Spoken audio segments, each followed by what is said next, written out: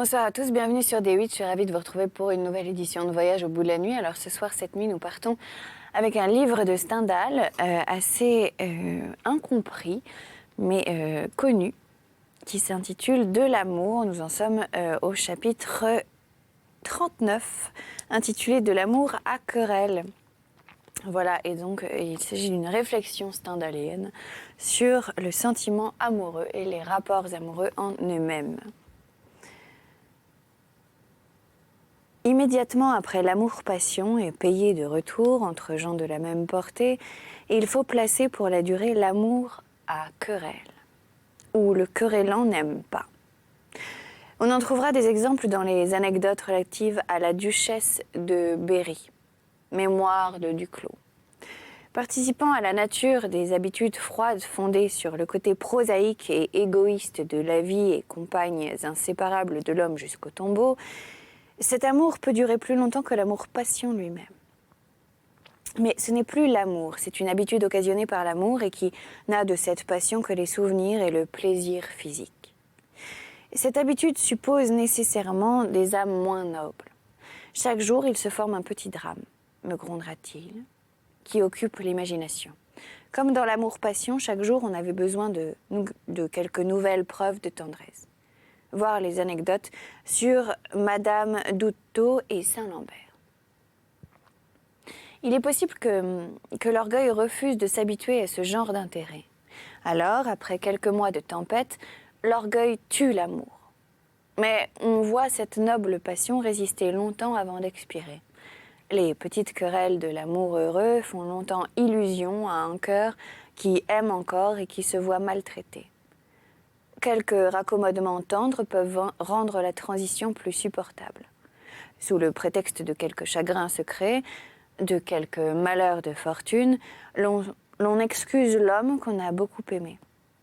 On s'habitue enfin à être querellé.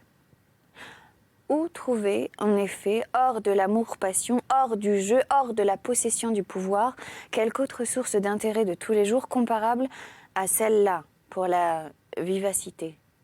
Et si le querellant vient à mourir, on voit la victime qui survit ne se consoler jamais. Ce principe fait le lien de beaucoup de mariages bourgeois. Le grondé s'entend parler toute la journée de ce qu'il aime le mieux. Il y a une fausse espèce d'amour à querelle, attention. J'ai pris dans une lettre d'une femme d'infiniment d'esprit le chapitre suivant. Toujours un petit doute à calmer, voilà ce qui fait la soif de tous les instants de l'amour-passion. Comme la crainte la plus vive ne l'abandonne jamais, ses plaisirs ne peuvent jamais ennuyer. Chez les gens bourrus ou mal élevés, ou d'un naturel extrêmement violent, ce petit doute à calmer, cette crainte légère, se manifeste par une querelle. Si la personne aimée n'a pas l'extrême susceptibilité, fruit d'une éducation soignée, elle peut trouver plus de vivacité et par conséquent plus d'agrément dans un amour de cette espèce. Et même avec toute la délicatesse possible, si l'on voit le furieux, première victime de ces transports, il est bien difficile de ne pas l'en aimer davantage. Ce que Lord Mortimer regrette peut-être le plus dans sa maîtresse, ce sont les chandeliers qu'elle lui jetait à la tête. En effet, si l'orgueil pardonne et admet de telles sensations, il faut convenir qu'elles font une cruelle guerre à l'ennui, ce grand ennemi des gens heureux. Saint-Simon, l'unique historien qu'ait eu la France, dit, tome 5, page 43, « Après maintes passades, la duchesse de Berry s'était éprise pour de Bon de Rion, cadet de la maison d'Aidy, fils d'une sœur de Madame de Biron. Il n'avait ni figure ni esprit. C'était un gros garçon, court, joufflu et pâle, qui, avec beaucoup de bourgeons, ne ressemblait pas mal à un abcès.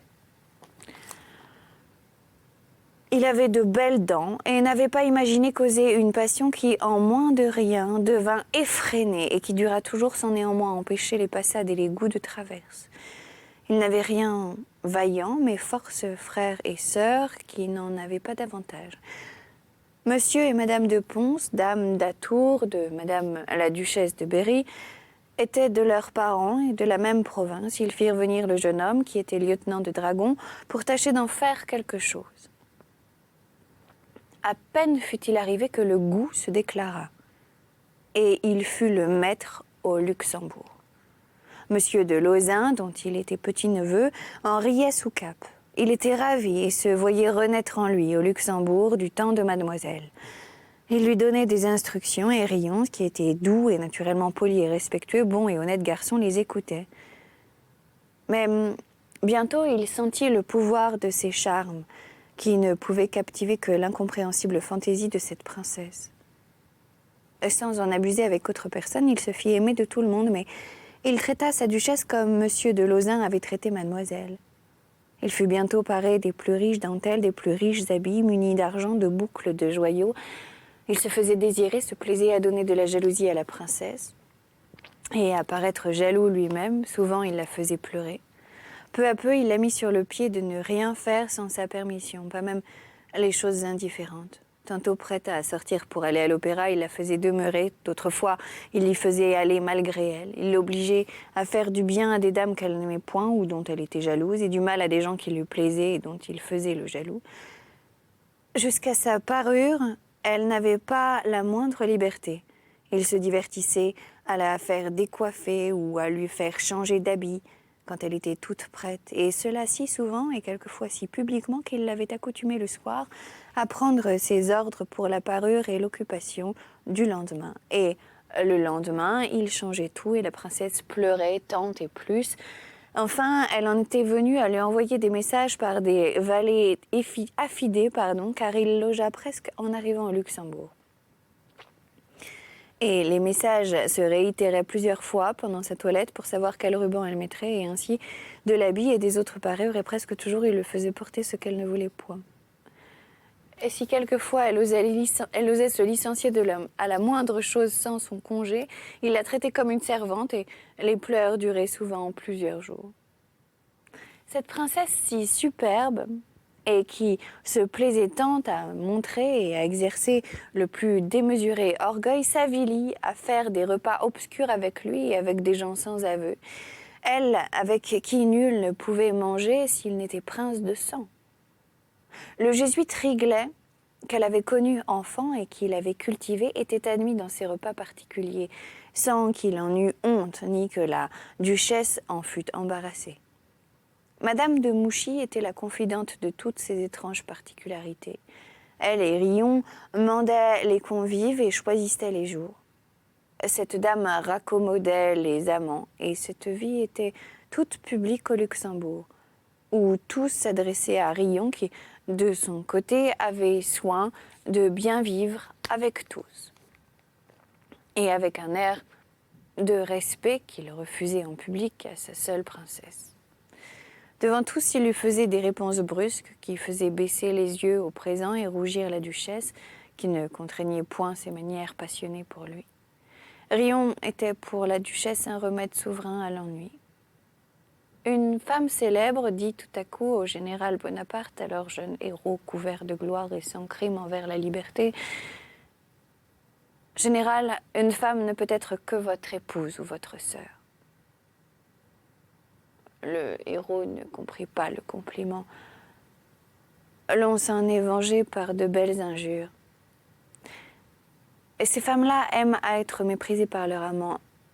Elles ne l'aiment que cruelle. Chapitre 39 bis. Remède à l'amour. Le sceau de Leucade était une belle image dans l'Antiquité. En effet, le remède à l'amour est presque impossible.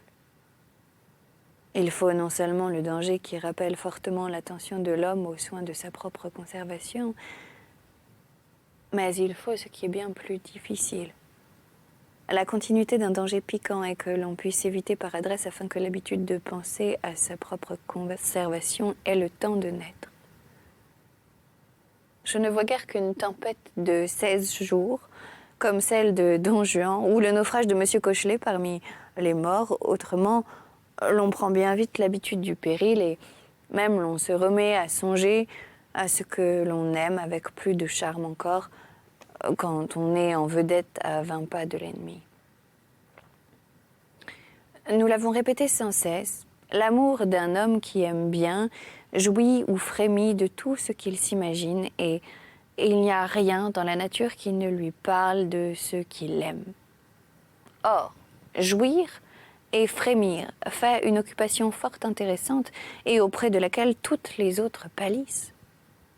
Un ami qui veut procurer la guérison du malade doit d'abord être toujours du parti de la femme aimée, et tous les amis qui ont plus de zèle que d'esprit ne manquent pas de faire le contraire. C'est attaquer avec des forces trop ridiculement inégales cet ensemble d'illusions charmantes que nous avons appelé autrefois cristallisation.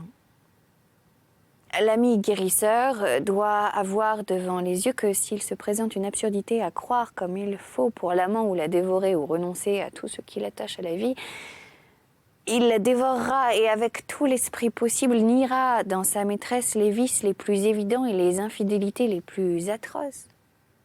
C'est ainsi que dans l'amour-passion, avec un peu de temps, tout se pardonne. Dans les caractères raisonnables et froids, il faudra, pour que l'amant dévore les vices, qu'il ne les aperçoive qu'après plusieurs mois de passion. Bien loin de chercher grossièrement et ouvertement à distraire l'amant, l'ami guérisseur doit lui parler à satiété et de son amour et de sa maîtresse. Et en même temps faire naître sous ses pas une foule de petits événements. Quand le voyage isole, il n'est pas remède. J'ai pleuré presque tous les jours. Précieuse parole du 10 juin. Et même rien ne rappelle plus tendrement ce qu'on aime que les contrastes. Et c'est au milieu des brillants salons de Paris et auprès des femmes vantées comme les plus aimables que j'ai le plus aimé ma pauvre maîtresse solitaire et triste dans son petit appartement au fond de la Romagne. J'épiais sur la pendule superbe du brillant salon où j'étais exilée l'heure où elle sort à pied par la pluie pour aller voir son amie. C'est en cherchant à l'oublier que j'ai vu que les contrastes sont la source de souvenirs moins vifs, mais bien plus célestes que ceux que l'on va chercher au lieu où jadis on l'a rencontré. Pour que l'absence soit utile, il faut que l'ami guérisseur soit toujours là pour faire faire à l'amant toutes les réflexions possibles sur les événements de son amour, et qu'il tâche de rendre ces réflexions ennuyeuses par leur longueur, ou leur peu d'à propos, ce qui leur donne l'effet de lieu commun. Par exemple, être tendre et sentimental après un dîner égayé de bon vin. S'il est si difficile d'oublier une femme auprès de laquelle on a trouvé le bonheur, c'est qu'il est certains moments que l'imagination ne peut se lasser de représenter et d'embellir. Je ne dis rien de l'orgueil, remède cruel et souverain, mais qui n'est pas à l'usage des âmes tendres. Les premières scènes du Roméo de Shakespeare forment un tableau admirable. Il y a loin de l'homme qui se dit tristement « She hath forethought to love » à celui qui s'écrie au comble du bonheur « Come what sorrow can ». Chapitre 39 Terre. L'ami guérisseur doit bien se garder des mauvaises raisons. Par exemple, de parler d'ingratitude. C'est ressusciter la cristallisation que de lui ménager une victoire et un nouveau plaisir. Il ne peut pas y avoir d'ingratitude en amour. Le plaisir actuel paye toujours, et au-delà, les sacrifices les plus grands en apparence. Je ne vois pas d'autre tort possible que le manque de franchise, et il faut accuser juste l'état de son cœur. Pour peu que l'ami guérisseur attaque l'amour de front, l'amant répond « Être amoureux même avec la colère de ce qu'on aime, ce n'en est pas moins, pour m'abaisser à votre style de marchand, avoir un billet à une loterie dont le bonheur est à 1000 lieues au-dessus de tout ce que vous pouvez m'offrir dans le monde, d'indifférence et d'intérêt personnel. Il faut avoir beaucoup de vanité et de la bien petite pour être heureux parce qu'on vous reçoit bien. Je ne blâme point les hommes d'en agir ainsi dans leur monde, mais auprès de Léonore, je trouvais un monde où tout était céleste, tendre, généreux. La plus sublime et presque incroyable vertu de votre monde dans nos entretiens ne comptait que pour une vertu ordinaire et de tous les jours. laissez-moi au moins rêver au bonheur de passer ma vie auprès d'un être tel. Quoique je vois bien que la calomnie m'a perdu et que je n'ai plus d'espoir, du moins je lui ferai le sacrifice de ma vengeance. On ne peut guère arrêter l'amour que dans les commencements. Outre le prompt départ et les distractions obligées du grand monde, comme dans le cas de la comtesse Kallenberg, il y a plusieurs petites ruses que l'ami guérisseur peut mettre en usage. Par exemple, il fera tomber sous vos yeux comme par hasard que la femme que vous aimez n'a pas pour vous, hors de ce qui fait l'objet de la guerre, les égards de la politesse et d'estime qu'elle accordait à son rival.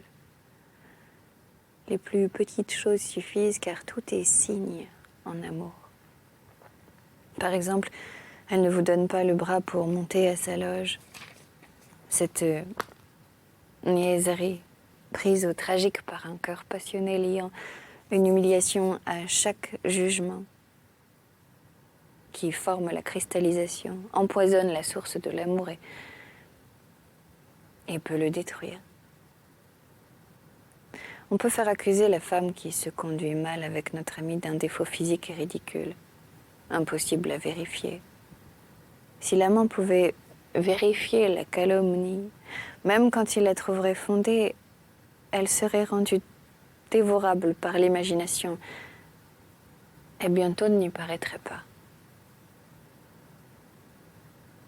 Il n'y a que l'imagination qui puisse se résister à elle-même.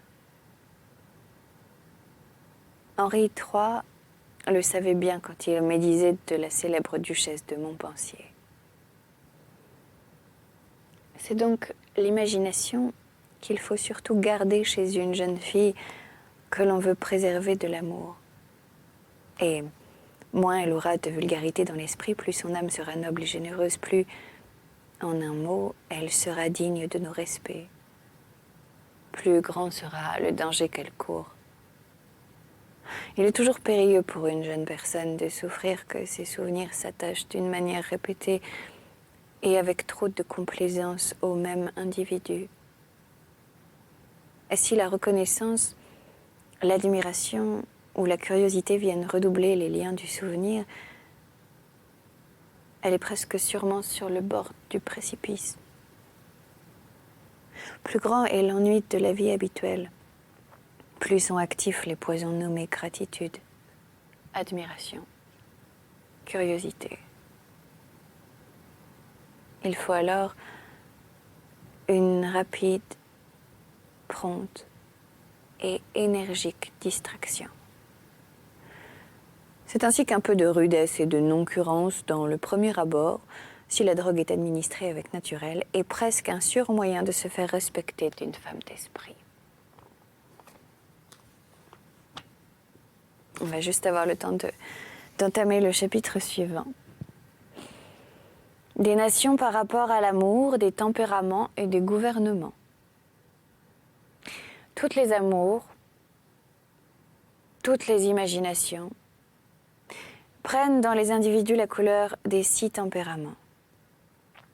Le sanguin ou le français ou Monsieur de Fanceuil, le bilieux ou l'espagnol ou l'ausin, le mélancolique ou l'allemand ou le Don Carlos de Schiller, le flegmatique ou le hollandais, le nerveux ou Voltaire, l'athlétique ou Milon de Crotone. Et si l'influence des tempéraments se fait sentir dans l'ambition, l'avarice, l'amitié, etc., etc., etc., que sera-ce dans l'amour qui a un mélange forcé de physique? Supposons que tous les amours puissent se rapporter aux 4 variétés que nous avons notées. Amour-passion ou Julie d'Étanges, amour-goût ou galanterie, amour physique, amour de vanité. Une duchesse n'a jamais que 30 ans pour un bourgeois. Il faut faire passer ces 4 amours par les 6 variétés dépendantes des habitudes que les 6 tempéraments donnent à l'imagination. Tibère n'avait pas l'imagination folle de Henri VIII. Faisons passer ensuite toutes les combinaisons que nous aurons obtenues par les différences d'habitudes dépendante des gouvernements ou des caractères nationaux. 1. Le despotisme asiatique tel qu'on le voit à Constantinople. 2. La monarchie absolue à la Louis XIV. 3. L'aristocratie masquée par une charte ou le gouvernement d'une nation au profit des riches comme l'Angleterre, le tout suivant les règles de la morale biblique. 4. La république fédérative et ou le gouvernement au profit de tous comme aux États-Unis d'Amérique. 5. La monarchie constitutionnelle. 6. Un État en révolution comme l'Espagne, le Portugal, la France. Cette situation d'un pays donnant une passion vive à tout le monde, mais du naturel dans les mœurs, détruit les niaiseries, les vertus de convention, les convenances bêtes, donne du sérieux à la jeunesse et lui fait mépriser l'amour de vanité et négliger la galanterie. Cet état peut durer longtemps et former les habitudes d'une génération. En France, il commença en 1788, fut interrompu en 1802 et recommença en 1815 pour finir « Dieu sait quand ». Après toutes ces manières générales de considérer l'amour, on a les différences d'âge et l'on arrive enfin aux particularités individuelles. Par exemple, on pourrait dire « J'ai trouvé à Dresde, chez le comte Wolstein, l'amour de vanité, le tempérament mélancolique, les habitudes monarchiques, l'âge de 30 ans et les particularités individuelles. » Cette manière de voir les choses abrège et communique de la froideur à la tête de celui qui juge de l'amour chose essentielle et fort difficile. Or, comme en physiologie, l'homme ne sait presque rien sur lui-même que par l'anatomie comparée, de même dans les passions, la vanité et plusieurs autres causes d'illusion font que nous ne pouvons être éclairés sur ce qui se passe en nous que par les faiblesses que nous avons observées chez les autres. Et si par hasard cet essai a un effet utile, ce sera de conduire l'esprit à faire de ces sortes de rapprochements pour engager à les faire. Je vais essayer d'esquisser quelques traits généraux du caractère de l'amour chez les diverses nations. Je prie qu'on me pardonne si je reviens souvent à l'Italie. Dans l'état actuel des mœurs de l'Europe, c'est le seul pays où croisse en liberté la plante que je décris. En France, la vanité. En Allemagne, une prétendue philosophie folle à mourir de rire. En Angleterre, un orgueil timide souffrant rancunier la torture, l'étouffe ou lui font prendre une direction baroque. Voilà, c'est là-dessus que nous allons nous arrêter. On a fini ce petit chapitre finalement.